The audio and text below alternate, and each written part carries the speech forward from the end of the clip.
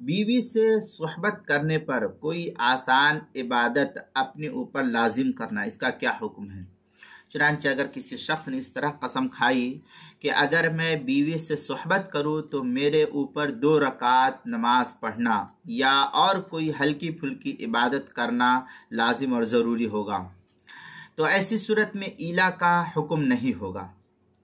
अलबत्ता कसम टूटने की सूरत में लाजिम करदा इबादत का अदा करना ये ज़रूरी होगा उसके लिए।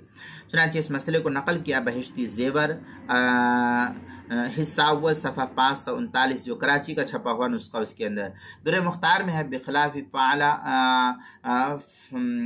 सलातु रकअतैन फलैसा बिमूलिन। इस तरीके की इबारत जो है दुर मुख्तार माशामी किताब तलाक बाबुल इला जिल्द नंबर 5 सफ़ा नंबर 64, जो ज़करिया बुक डिपो देवबंद का हिंदी नुस्खा है।